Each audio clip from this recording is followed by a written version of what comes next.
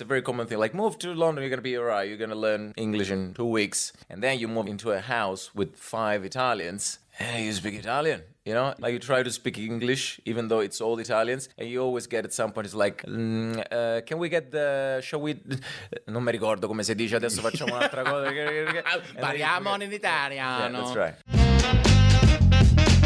Hello, welcome to Comedy with an Accent podcast. I'm your Taiwanese comedian, Quan Wen. I interview comedians who perform English stand-up comedy but who are not native English speakers, or they can have a very distinct British regional accent. This podcast is all about comedy, about accent, about languages, and about the comedy technique. So stay tuned if you're interested.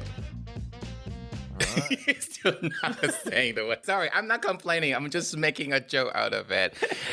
Ciao tutti, benvenuti a un nuovo episodio di Commedia con accento. Wow. Wow, bravo. My attempt. Sorry, you're at the same podcast. You can tell. You can hear my Chinese accent. Welcome back to another episode. It's actually, you already got the Italian one. You can tell. It's actually a Chinese but accent. You can't do the reverse, all right? You can't. I know you attempted. Welcome back to another episode of Comedy with an Accent podcast. All right.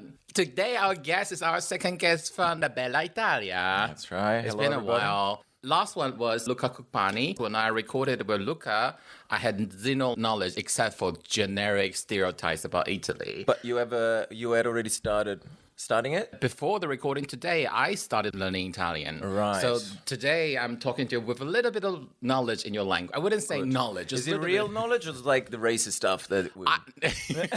Racist stuff as a display of the past. Is it the busy as a step? By the way, this is the way I found the table when I came in. I just found this... I warned him on the way walking here. I say, we're going to do something because this is a rather serious podcast, but we need the baiting, eye-catching. We need that moment. For that 1 minute Instagram reel, all right? Before the recording, for like an hour, we talked about cooking. I was like, I thought it was like comedy with an accent. No, pasta with an accent. What's going on? Let's go comedy with spatula. Can we swear? Huh? Can we swear? Yeah, I'll beep it. Good. Oh, you'll beep it. All right. Oh, but then if you say puzza. What about puzza? That's not a swear word, though. But is it not? Puzza? Not for Southern Italian, of course, right? Puzza means shit, right? No, it means a bad smell. Putano is a dirty word, right? Putana. Putana. Putana. It's a female gender word. What about a guy, a man whore? You're still gonna call him a putana? Why not? Why? It's okay. Sorry, this is not where we were supposed to go. I got distracted so easily. So today is our second guest from Italy, Tiziano La Bella. Welcome. Thank you. In case I get distracted again, let's go straight into my typical Commercial. question. Not commercial. So we're selling this for $250, and this is... And this one's already open, so I can't... He actually brought some used pasta to podcast recording, guys. This is what's going on. All right. Wait, am I supposed to go buy a new one? Also, this makes me understand that you actually cooked like this much, which is...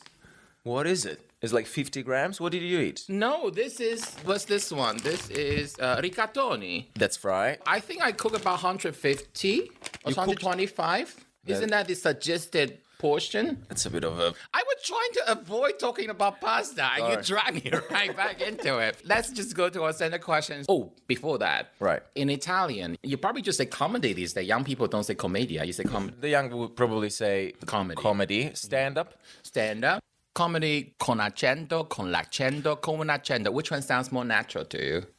In this case, I would say con un accento because you get different people with different accents. Ah, okay. Right? Because con l'accento almost sounds like that is with that one.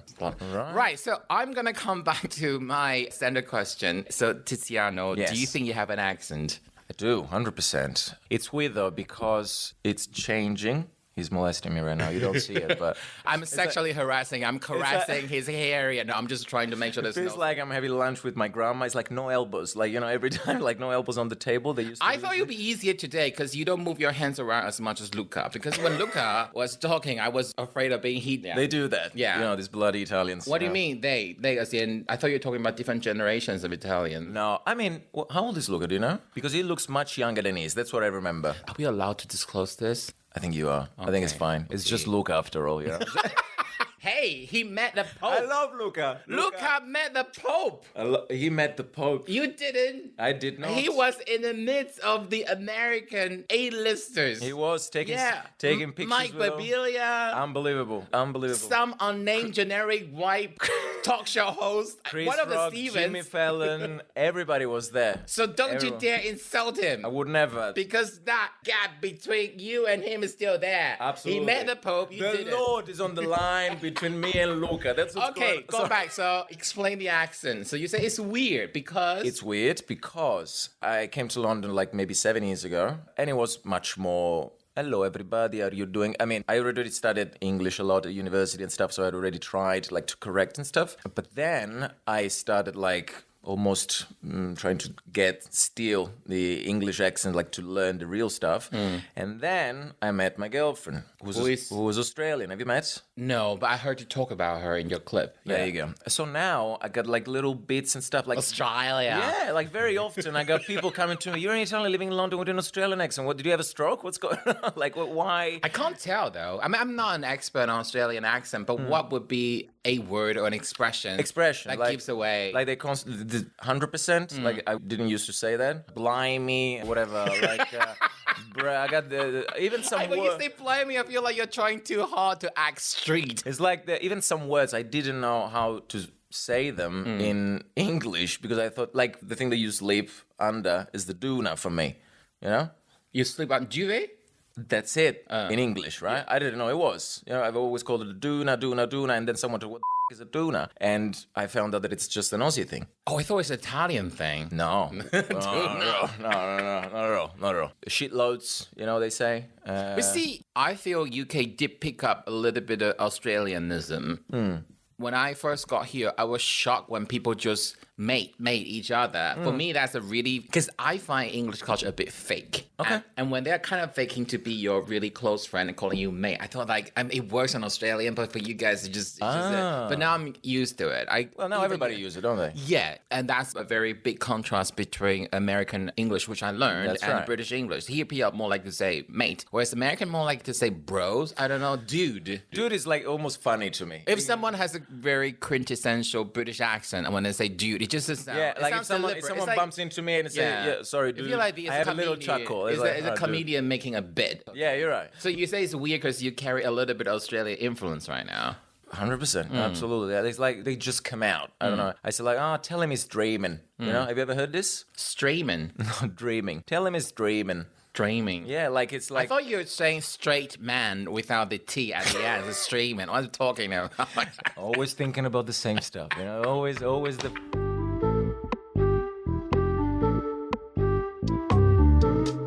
You want to know something very weird that happened to me when I went to Australia about language stuff? Yeah. So first of all, I found out about this word. It was already like maybe I had been here maybe 4 years already. I'm gonna say like the W word. The W word. You know what I'm talking about? Like when, where, who? No, it's like the W word. Come on, man. I can't even spell it, I guess. Wait, say it. No, it's a racist thing. Okay. Which race is insulted? I honestly don't know. That's the point. That's the actual point. Because here, I Yeah. found out that in London and England, they say the W word. Yeah. Shall I say it and then you cut it out? Yeah, I will. Woke. W. Oh, I don't know what that is. I honestly don't know. Apparently, it's a very common thing. Like here, that it's as bad or almost as bad as the N word. I go to Australia to meet the family and everybody, and they're like, here is the W word. Because What does that mean? for them, Yeah. it means Mediterranean stuff, French, Italian, Spanish people, and all that. Right. And they had a racist period, you know, everybody was protesting, like, get this W out of our countries and all that. But today, I went to Australia, and the whole family just jokingly, they say, here's this word. But here is like incredibly frowned upon. Never heard I'm very surprised that you don't know that. No, I don't know it. Because very I hang surprised. around decent people. No, I honestly do not know it. Until today, I have no idea. Because I You thought didn't were even know the word. That's no, shocking. No. Shocking. I thought you were like maybe implying the word like watermelon smile that Boris Johnson used. Like, what are you talking about? Watermelon smile, you Yeah, said? yeah. What the is that? That's how he insulted black people. No way. Yeah, he said that. But still, he got elected. They say racism is quite blatant in Australia, but more latent in the UK. It doesn't imply UK British people are less racist. It's just they're better at disguise it. But I didn't know the word. That's the same with the C word, right? Like, it's basically a greeting in Glasgow for the Scottish. Is it? Right. But Americans really hate it. I feel as a comedian, when you perform, you're allowed to swear to a point, especially when your crowd is a bit younger. Right. I feel like on stage, saying is not that big a deal. Here, I feel. Just don't overuse it. I'm a big fan of the word. Can I say? I really like. I might be, but the Americans really hate it. They do. You can tell, especially if you go to a gig in central London and you have tourists from America, the Gen X or boomers above, their face just, when you say it casually, you can see the British crowd okay with it. They're used to this kind of language at a comedy show, right. But the American is a big no-no. I did hear some Australians, some English people, and some Americans say the C word. Yeah. So even when you go to Oz, it's not like, no, they're even like, there is the right context and blah, blah, blah. But I'm a big fan of the word. I like it. I'm never sure whether this old joke of mine is considered a low-hanging fruit. What's a low-hanging fruit? A low-hanging fruit, so it's easy to pick. So it sounds like a hack joke. Okay. The premise starts with, in Asian languages, we don't have quite as many subtle difference between certain vowels. Let's say if I learn British English, I cannot really tell the difference between can't, like C-A-N apostrophe T. And like I can, but the joke would be like, if I were to say in American English, you can't count. Right. It would sound like you can't. But that is, I don't know, I feel like it's reinforcing the stereotype of the Chinese accent. So I used it when I was very... Why do you say stereotype, though?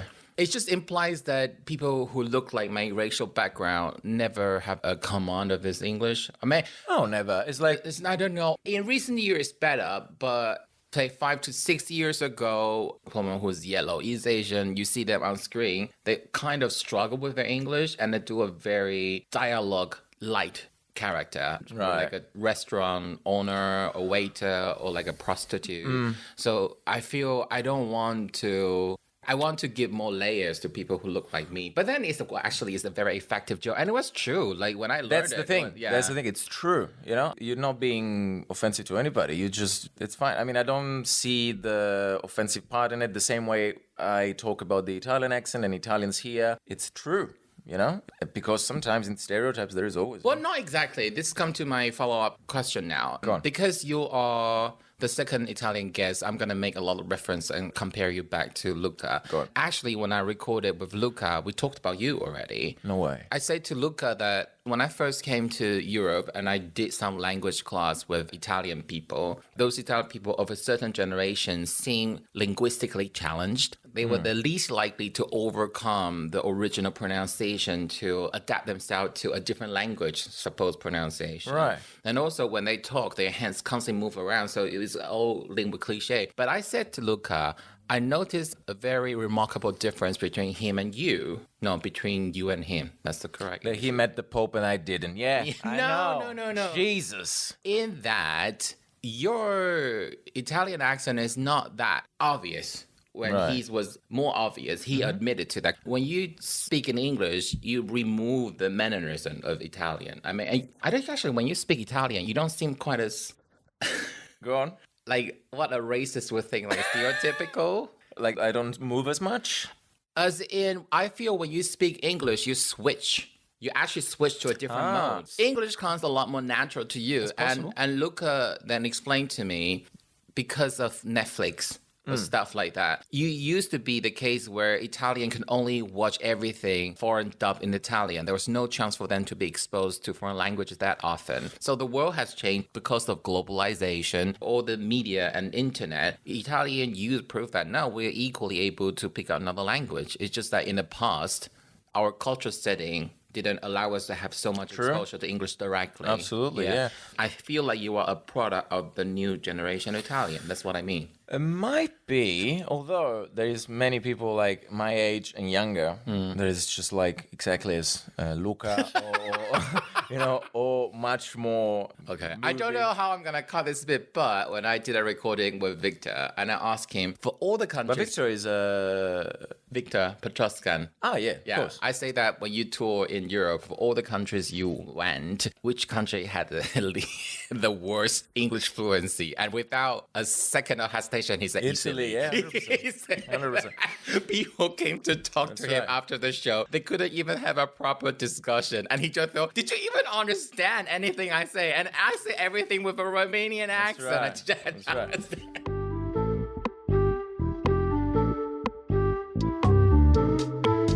How the world celebrate Italian stereotype, which is beyond comprehension. What the stereotype? Okay, so one of the Because I think, like, so far, every stereotype you mentioned is just facts. It's not the moving against the accent. It's not stereotypes. It's all true. So there are quite a few accounts like this on Instagram. I don't have TikTok, so I'm pretty sure they also operate on TikTok, YouTube. It's typically Italian react angrily when people put pineapple on pizza. I wouldn't say angrily. I mean, it's so, like, very much emphasized. There was this American woman, and on her account is basically about, look how my Italian husband is cute. I hate that. Amole, amole. And he wouldn't say that, oh, this is not the way to cook pasta. You know what? You know what I hate so much about that? What I think happened, they had a moment, Yeah. you know? They had a moment when she actually did it, and he was like, dai, ma che cazzo fai, blah, blah, blah, and all that, and it was funny. And then they transformed that lovely moment that they had into a bloody thing to get likes and stuff, so they repeat, like they do 100 times, and it's not a moment anymore, it's just TikTok stuff that they... Yeah, it's like the I fungus. hate it. It's like, amore, this is how we do pasta. I start rolling the flour, bang, bang, bang. And I just thought, oh, you like to show all your husband so much. I wish some other women come to steal him right away. This is how negative I can be. So, sure. That's fine. That's fine. That's absolutely understandable. We all hate her. I rarely look into this level of detail, but then when I recorded with Mickey last week, she said when she writes down a line, she will read and see how that sounds and feels right. Of course. And I was reading this book by Adam Bloom as well. Yeah? Yeah, Finding Your Comedy. Yeah. Comedic or comedy genius? Comedy This is a really good example. Some word just sounds funny and it highlights the whole sentence. course. So if I were to say, I can make you something, it's not going to sound as funny as say, I will crochet you something, for example. However, I'm going to say that for me, it's true too. And for you, it is. For someone else, might be different. Because the way you said it and I said it, it sounds like stronger and whatever. But if someone plays more about the vowels and different sounds, it might be better for... At the end of the day, it's always like subjective. You got to see what's better for that comic. But I get what you're saying. Like, So what I'm saying is a word will be different in different languages. 100%. So you can have an idea that's funny and you've written in a very funny way to make it sound funny also in English. But when you translate in Italian, then you have to do that fine-tuning. I learned it the hard way. Because it was that period that I told you about. Yeah. At some point, I found myself having to translate the stuff that I wrote in English into Italian. But I hadn't performed in Italian in ages. Yeah. I would say, however, in English. And I translated, Però. that would be the thing. But however is like more exactly that I translated as nonostante, which is literally like however. Too many syllables. It sounds It's very not about the different. syllables. It's to me, it sounds a little bit formal. But that's just an example to say that when you translate jokes, you don't have to translate the joke. You have to translate yourself in the joke. How do you say that thing in that language, not the literal translation? Nonostante would be more similar to nevertheless in English. Yeah, maybe. What I had to do, it was to learn to translate the jokes for me. Most of the time now I either write in English or I write in Italian. Like if I instinctively like write a joke in English, I know that that's probably a thing that I'm You just basically gonna do. have to make it sound natural and Correct. it works in Absolutely. that language. Yeah. I always wonder, because melodically Italian is so beautiful and you have a lot of words that just sounds funny. I wonder whether Italian are more used to that so it doesn't strike that. For example, I find the Italian word for garbage really funny, spazzatura. That's one word for it, yeah? Yeah, but for Italian, it's a common word, or you feel, yeah, it does sounds funny. Spazzatura. Well, it's what you were saying before about there is a sp, there is a ts, Yeah. you know, r as well. So it's a word that you would want to use maybe if you... So if you imagine if a joke's reveal or punchline ends on a spazzatura, That's like right. melodically, Although, it's very strong. to me it sounds formal though. Yeah. Spazzatura. It sounds formal. To me, yes. Okay. I think in my family I never heard it. Like Okay. spazzatura. How would you call it then?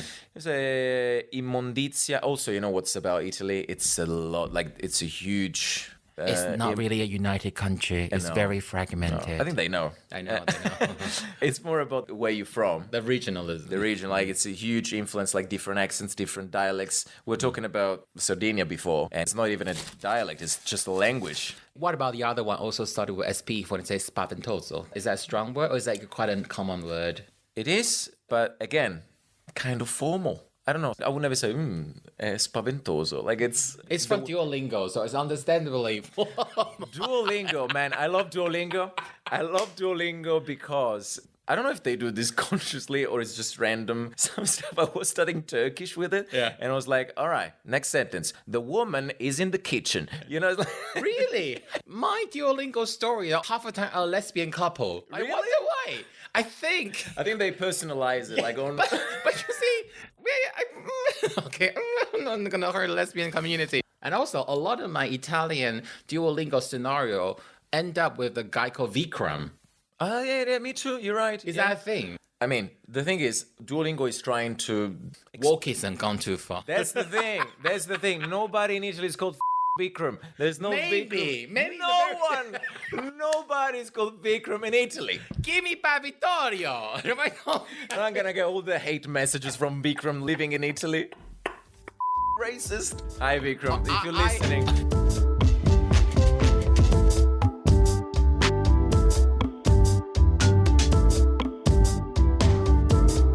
No, let's come back to the accent thing. I was on about you being the new generation. Right. And Am I new though? Like I'm 32. It's not that new, is it? yeah, but you're not an old millennial. Even in the rank of millennial, you're the young. Can I be honest with you? Yeah. I don't know anything about the terms like boomer, generation X, Y, Okay, so Z. millennial is from 1982 to 1995, 1996-ish. Right. So I'm a millennial. You're a millennial. I'm a millennial. There you go. Do you think it's true, though? That as in, you are more fluent or at ease with English compared to older generation of Italians? So, following this logic, Yes. the generation after mine should be better with their accent. Maybe you guys peak and you just plateau.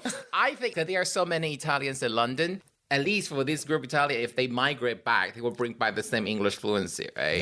No? I don't agree because the huge majority of the Italians that are here, they work in hospitality. And when they do, hospitality is not English stuff. Like there's not many English people working there. So many times I worked in restaurants and stuff, there were just Italians working there. So most of the time at your job in London, you speak Italian. And everybody does.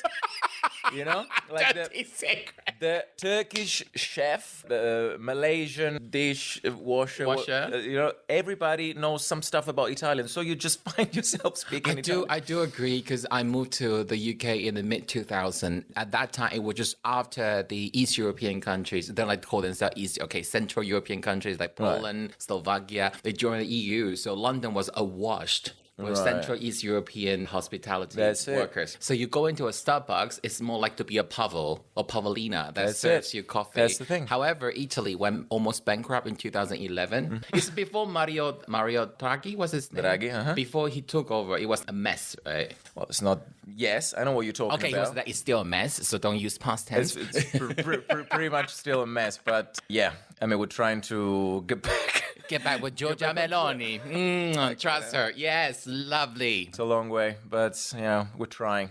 We are trying. I mean, I haven't lived there in 7 years, right? It's a lot of back You just come back from a month or couple of weeks. That's the thing. It's a constant back and forth because I'm doing shows mostly there now. Yeah. And I'm actually, did I tell you this? I'm moving back. There's another section of the podcast. Shall we say? No, I want to finish this bit. So what was I talking about? You're talking about how a mess we are. No, before that. The accent thing? Oh, yeah, we're talking about the staffing, hospitality people. Hospitality, yeah, that's yes. right. So Italy went almost bankrupt in 2011, and Southern European migrate to Western Northern Europe for work. Almost overnight, you feel that all the Pavel has been replaced by Paolo. Sounds so racist. I made a joke about every cloud has a silver lining, and I used to say that, okay, Italy may have gone bankrupt, but the coffee quality in London has just got so much better. Well, we're very glad that our bankruptcy brought you better food, better... I mean, after this recording, we can drop by. There's an Italian deli. Can't wait. You can find the Valeggio, like pecorino, cheese, and mortadella. They have everything. Yeah? Yeah, but it wasn't like that when I first moved to London. So you're saying that because we went bankruptcy, more people... No, I'm moved saying here there's a and we have better food. No, I'm saying You're welcome, there's England. a substantial amount of Italian people living in London. Okay. So much so that when Stanley Tucci made a CNN travel program about Italy, he dedicated one episode to London. Ah. You were telling me my assumption wasn't quite right, because I said with so many Italian people living in London, they surely breeds a new group of very fluent in English Italian. And you say, not quite, because they mostly No, talk it's a very common thing to move here. I'm talking mostly about London. and fail to integrate. That's right. And then they go back where they belong. No, like they move here. It's a very common thing. Like move to London, you're gonna be alright. You're gonna learn English in 2 weeks, and then you move into a house with 5 Italians. Hey, you speak Italian. You know, like you try to speak English, even though it's all Italians, and you always get at some point, it's like, can we get shall we, non mi ricordo come si dice, adesso facciamo un'altra cosa. Parliamo in italiano. Yeah, that's right. That's okay. right. Sorry, in saying that, there are Italians, like some Italians speak perfect English, you know, they've been here for ages. I think it's a choice, you know, to stay with your accent or to change it. I know many Italians, they've been here for like 15 years. At some point, it's, do you need it for your job? Do you need it for your career, for your family, for society, whatever? At some point, you click, you go, I don't need this. So I'm just going to keep talking like this. Nobody cares. Everybody understands me. And they just do that. Because they would go to the pockets of the Italian community. No, but even with English, to everybody. Like at some point, you realize you don't need to speak like a proper English person or whatever. You just keep speaking with your accent. And it's What's your journey then? When it comes to this, my journey is just like I feel weird if I keep speaking like this. I don't like it. But I do think your accent has softened over the years, though. What do you mean? I softened like it got more what? Less Italian. It yeah, wasn't. It was never very Italian. But even from the early point, I was talking about seeing you at GMB, the early day to now. And also, I think you have started to speak a little bit lower. I don't know whether it's because when you first learned English, you were exposed to American stuff and used to speak a little bit higher. Maybe. And I think your overall voice has gone down a little bit. I think this is just the London pollution that made it like, deeper. Oh, it's just aging. It's just aging. Merciless aging. That's really much. Yeah, for sure it changed. 100% it did. Even like the first experience that I did abroad. Do you know what Erasmus is? Yes. Erasmus is a program designed by the European Union to allow different European teenagers to each other. That's right. It's a breeding program. Anything else? To produce cross-cultural babies that more like to support the idea of European Union. Correct. Go to Erasmus. And that was huge for me because that's when I actually started speaking English on a regular basis. Where did you go? To Estonia, to Tallinn. I stayed there for 6 months. Oh, you learned English in Tallinn? No, I didn't learn English in Tallinn. I started speaking it for the first time on a regular basis because I used to study English and Russian. And there was no Russian program or anything. So that's the closest to Russia that we could get. But that was the first time I was like with international students in the same flat. There was that moment for the first time, like going to the kitchen, finding people. I was like, please don't talk to me. But I was forced to, because, I had to talk. Quanti anni avevi? Avevo 20. Okay, so it wasn't that young. I thought you were talking, but it still is young enough. West University, It's, maybe 20, 21, 20, 21. But it was the first time that I went from good morning, everybody, to the pronunciation. Your English tutor, was he or she American English or were they Italians? Who taught you English?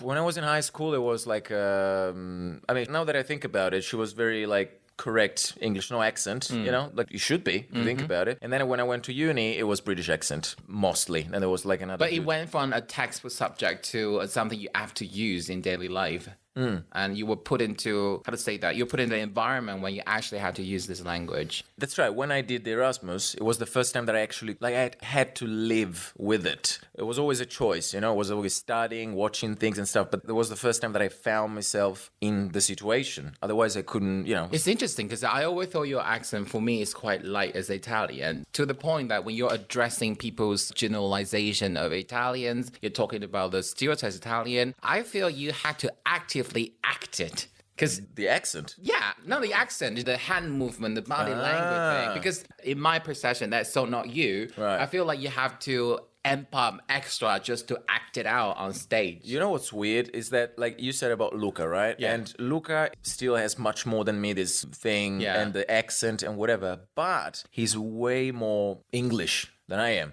He got the citizenship, the passport, and his comedy is a bit drier as well. he's much drier. Much drier. Yeah. It's a lot more English everything about him, even on stage. And weirdly, I feel more, I don't know, Italian than You're him. just a passenger. Maybe, you know what it is, maybe, is that from the very beginning, I knew that this was going to be just a phase for me. I knew that this wasn't going to go like a lifelong You're not going to settle in this country forever. sentence. That's right. No, I knew I couldn't for many reasons. I've never been a huge fan of London in terms of what it looks like or the sky. I got this thing about the sky. I want to see the sky and, London. So I knew that this was going to end sooner or later. And now I'm actually, I'm moving. Where are you moving to and when? To Rome. You're moving back? On Tuesday. Really? Yes. Seriously? Yes. I'm so glad to have you because, all right, let me jump to this question first. I didn't know. I thought you started performing comedy in English first, but from the description of you online, you started performing in Italian, and when you moved to London in 2018, then you started performing in English. So your very first language in which you performed stand-up comedy, it was Italian to start with? The very first was English because the very first time I did it in Turkey. I lived in Turkey for a couple of years. You were a geographically promiscuous man. Promiscuous? Well, I like that. I'm going to use that. I like that. Promiscuous. So that's when I got all pumped about stand-up. I was watching a lot of stuff. And so I just typed in open mic Turkey, not even a city like Istanbul, just Turkey. And one came up in Istanbul. I just went there. There was musicians, poetry, actors, and me. So I did my 5 minutes about my point of view as an Italian living in Turkey. I did my own thing, and I got my little reaction. And it just clicked that it's the thing. I think I want to do this. And I moved back to Italy. I did it for like a year. But when I started in Italy, you could do it maybe twice a week, maybe. You could do 2 spots a week. So you basically wanted to do more shows that you were doing Italian and English at the same time? Or? I just wanted to do it. But everybody was talking about this London stuff. And also, I heard some people already did it. A couple of Italians, Luca, for example. So I was like, all right, let's see what's going on. So you came to London specifically to do comedy? 100%. Wow. Yeah. Oh, it was after Brexit as well? It was right before Brexit. Oh, because Brexit wasn't finalized. I'm very lucky because some people can't do that now. Nobody can do it now. So if you wonder...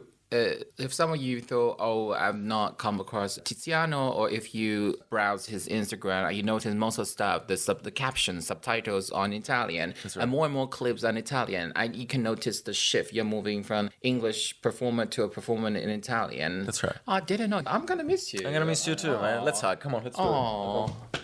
But the past that, we still have to cover that later. Okay, so when did you make that conscious decision? I'm moving back to a comedy performer performing in Italian language. So first of all, since I moved here, there have been some occasions where I performed in Italian. We created a little bit of a stand-up community. When I say we, it's Becomedy UK. It's me and Marco. Marco Di Pinto. That's right. Becomedy UK, we did a lot of... Are you going to abandon him? I'm going to abandon him. He's actually the one that I'm glad to abandon. He will have to hold on his own right now. If you watch this, I can't stand you. In saying that, I got to the point, it was very weird when I got to Triple after like 3 years that I was here. I started doing this Italian stuff here or when I was going back to Italy. And there was this moment, very weird, that I learned how to perform in English, like to be on stage in English. You refine the craft in English, and now you're bringing it back to your mother tongue. Yes, but there was the moment when I learned, like I was comfortable doing it in English, and then I forgot how to do it in Italian, like not to speak, like to perform, like the rhythm, the words, the way you approach the stage. I was lost. And then I started doing much more in Italian, and now I'm in a place where I think it's the right time for me as a comedian and for the situation that the country is in, because finally stand-up is developing so much. I want to give it a go. I'm moving, and I think it's time to try at least. I think it would be dumb not to go and try now. And also, it's very crowded here on the English scene, whereas Italian is just taking off. It's taken off. A So lot of if you go there now, you can secure a tops. Like, you're already on Comedy Central and... I've recorded like 3 times, I think, for Comedy Central in Italy. Yeah. And what I love about that is that there is a lot of people that are starting right now. I love that stand-up is bloody exploding finally. You know, we've been waiting for this so much. I don't care about being the ones that, you know, part of the generation that started before these people that are starting now. Yeah, I'm lucky for that because I found out about stand-up and then I wanted to do it and I started, and now it's a coincidence that it's starting to explode right now, and that's fine. But I love that it's finally like everybody actually knows what I'm talking about. Before it was like knocking at doors. And they were expecting some sort of variety show or like what they Yes. call the commedia dell'arte. We call it cabaret. What do you think of when I say cabaret? I would think of the life is a car, but I right. think it involves a bit singing as well. But it's not. A little bit of clowning, or no? That's what we mean for cabaret is generally you think of straight away of the guy with the wig doing maybe some musical stuff as well. And the catchphrases, there's always like that catchphrase like...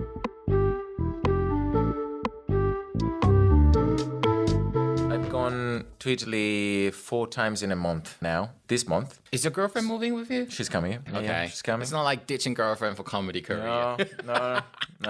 I tried. Oh. I'm kidding. I hope she's impressed with the bus service in Rome. With the bus service. This is a joke on Luca. It's like, you can be proud of Rome you want. You can't even arrange a bus service. It's pretty there. bad. It's pretty bad. I watched a Taiwanese immigrant in Italy, like her vlog. She's like, if you go out of touristy area in Rome, they don't collect the rubbish very diligently. It smells in the neighborhood. It's true. How is the situation in Taiwan for that? In Taiwan, you can't just put it outside. There's a collection time for each neighborhood.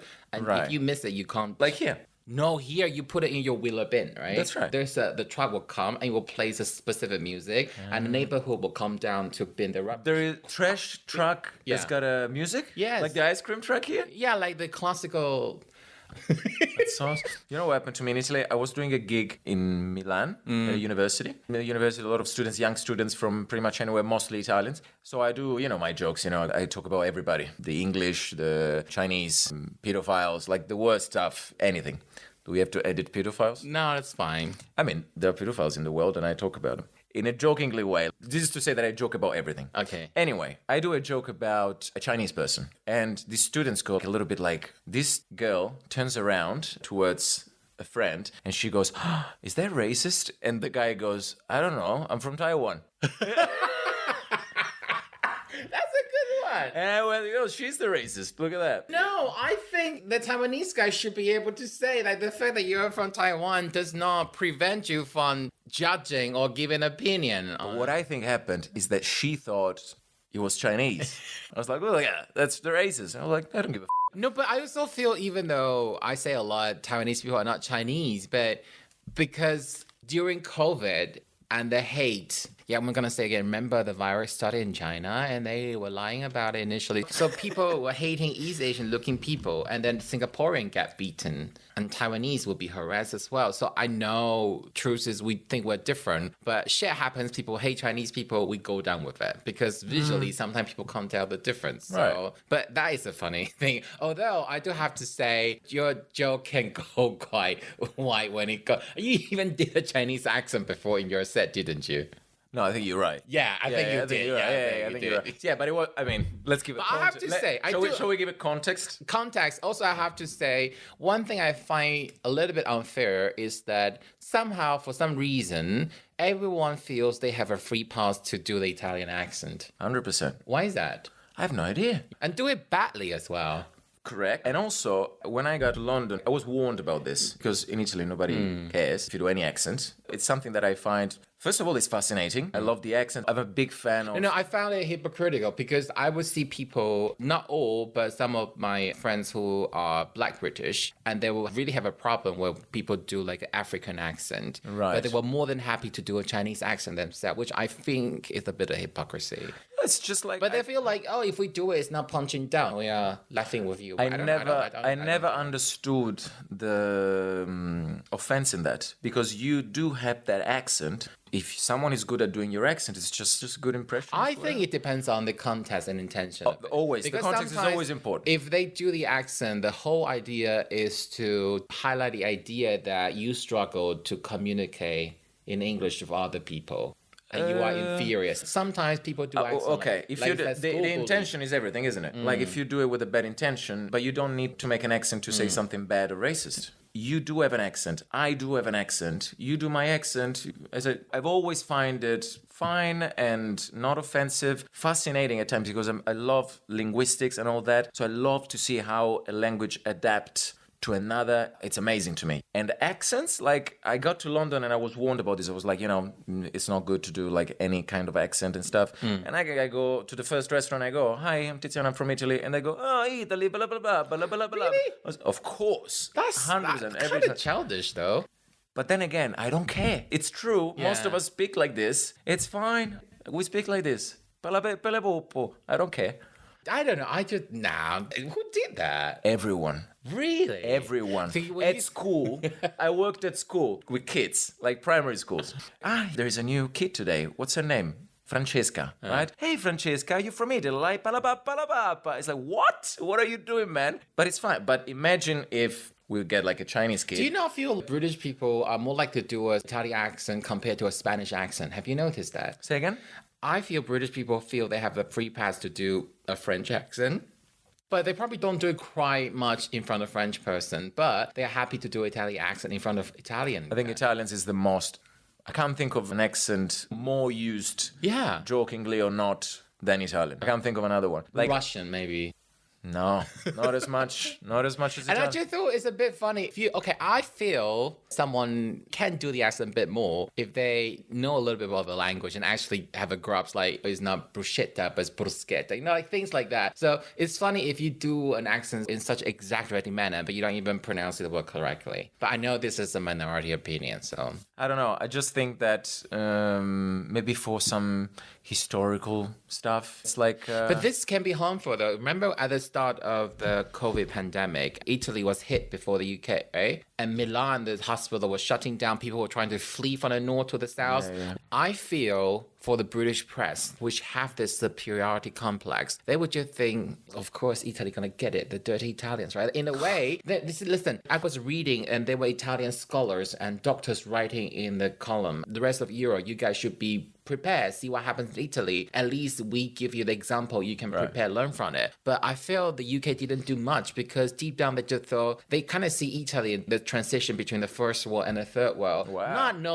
Not knowing Northern Italy have fantastic medical services. 100%. And in terms of their capacity, it's probably even better than the National Health Service in the UK. But they don't know. They don't know much about Italy. They just lump this idea as, Italian is organized, it's messy. Yeah. They don't know that Northern Italy has very high industrial capacity. They don't know about that. And they were misled by their ignorance. And they could have better prepared, but they didn't. So 100%.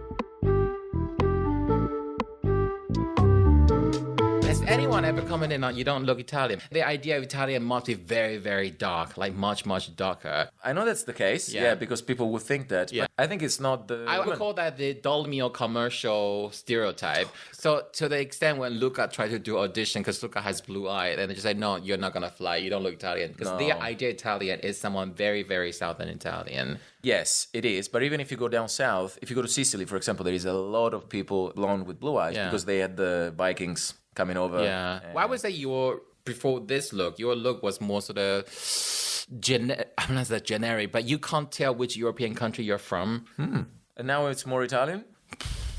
Because I don't have many people telling me, you're Italian. Still not. I don't know. Has that comment ever happened to you? I say that you don't look Italian to me. Yeah, I got people say, like, especially because there is a little bit of red in here. Not red, more like dark blonde in a way. Yeah. I mean, I got people telling me red. Ginger. Kind of. Not in the hair, but yeah. Tiziano Barbarossa. Even in Italy, when I show up at the border, you give them the passport and stuff. I was like, okay. Like they're a little bit surprised that I'm Italian. Oh, even the Italian. Yeah. Like, that's right. They go like, it's not all of them. Does that work against the image when you're trying to talk about being Italian or Italian stereotype, and people are like, I don't quite agree. You don't look Italian to me. It's like people that show up at the border. No, the audience when you do a show. Right. I think as soon as I go on stage here, people go, where the hell is he from? Yeah. You know? And that's why I say it right away. Because what you said, I don't want people to get distracted. I want to say right away. Yeah, get it out of the way. Majority of my guests all share this kind of tactic as something either you've been told or you realize pretty soon. Why are they not paying attention to what I'm saying? 100%. Because they're just thinking about where the F this accent Yeah, from. and also when I say we, I say everybody that come from other countries and perform here. At the beginning, especially, you do a lot of my countries like this. Yeah, about your nationality, ethnic background. That's right, because it activates all the stuff that you talked about, like the stereotypes and the real stuff. Okay. And it kind of gives the audience expectations. Okay, to have much time left and concentrate on a few questions. First, what's the tangible or noticeable difference between your process of how you do comedy in Italian and in English now that you've gone back to feeling natural about both? Yeah, it's periods for me. Like I just came from full shows and hour shows in Italian. So the idea of going on stage now and do it in English, I'm not going to say it's stressful, but I have to recalibrate a little bit because I have like not the whole same material. But I do translate some stuff. And when I do it for like a month in Italian and I have to go back on stage in English, I'm always terrified that I'm going to mess up the punchline. Not that I say it in Italian, but the construction of the sentence is different. I'm always terrified that I'm going to mess it up. But now, since I've been focusing more on in Italian, I'm just going to keep focusing on But it's that. muscle memory and it's kind of different muscles, right? In terms of when you create a joke. Oh, yes. It comes to me. If I write it right away in English, it's probably going to be an English bit. And if I write it instinctively in Italian, it's probably going to be an Italian stuff. But after I done the joke, after I tried it out, I always wonder, like, is this translatable? And then the other boring process starts over. So you have 3 parts. One part's probably just English, probably just Italian, and one interchangeable part. No, because the boring stuff is that I interface 4 kind of audience regularly. The international audience here. When I say international... By international, you don't mean just Italian expat. That's the thing. I mean everything else. Let's say the English people, but everybody else here. Then I got the Italians here. Then I got the Italians in Italy. And then I got the international people in Italy. Oh. And it's all different material for a big part. You know, that you can even translate the same jokes, but you gotta adapt. I mean, I'm not gonna talk to the Italians in Italy about the Queen, there is this bit that I do about the kingdom. They don't care. They wouldn't get it. And if they would get it, it's because I would need to do like a whole premise to make them understand the context. I can do 10 more jokes in that time. You know, I don't need that. This is perfect for what I want to put in this episode. The fact that mentally for you, there are 4 different type of audiences. But it makes sense. If something's really Italian, you can still communicate that with Italians who live here. That's right. But probably not for... It depends on the subject. You will think about it for the foreigners who live in Italy. How much further? Yeah, when I wrote my show, I have stuff that work for British people, some stuff work for Taiwanese people. But I feel the Taiwanese people who live here and the spouse of these Taiwanese people are the one who can get more jokes out of my overall show. Right. Do you have as much fun when you do it in Taiwan? Or not in Taiwan, but when I did it in European city, I did have to leave some stuff which I quite liked. That's very heavy reference to British politicians. Some of them, like Liz Truss, people may not know who she is. If I've mentioned the prime minister that was in the microwave for 5 minutes, people tend to recognize that. But some other references are way too niche for them. Yeah, 4 groups. That's very interesting. Yeah, I mean, it's just generally, yes. But then again, I've done shows I went to Lisbon, for example. I did a show in Italian for like an Italian crowd. Is there enough people? Apparently. Oh. Yeah, it wasn't huge. It was like 50 people, but it was fine. But then again, it's a different crowd than the Italians here and then the Italians in Italy. The references are not the same. Again, I'm not going to talk to them about the Queen. There's always the example that She died. She did die. She did die. I think and we now can- we have a king. From this, I think we can end on the little community that Marco and you built, the Becomedy. That's right. I met Marco after maybe not even a year that I was here. We started developing this project, Becomedy UK. In this last 6 years, we started organizing and doing shows in Italian and in English. We have a regular gig monthly at the Comedy Store. We do it in Italian. So every time it fills up with like 400 Italians. We also call like big names from Italy. It's very cool because you forget that you're in London. I'm going to send this episode to the Home Office to say that you should watch the level of Italian migration. Just joking. Watch it. Enough to sustain a monthly show in right. Italian at That's Comedy right. Store. But since I moved and I started performing more and more and more, Yeah. I started getting more work in Italy too. I'm constantly on the plane. You're also doing shows in Italy, Becomedy, right? You do like the tours and different 100%. We just finished a tour a few months ago. It was great. It was like 40 different towns. And now we're about to start the next one in September. And at the same time, I'm doing my own tour with my own show, which I've been building up for the last maybe 6 months or so. It's a great loss to London to lose you, but it's a great gain of Italy to get one of their boys back. Also, you've refined your craft in English here and you're bringing back. I think what's wonderful is that even though it's just a couple of hours flight back to Italy, the Italians live here who must miss home a lot. And you provide something they feel like being home in the community. How do we find you on social media?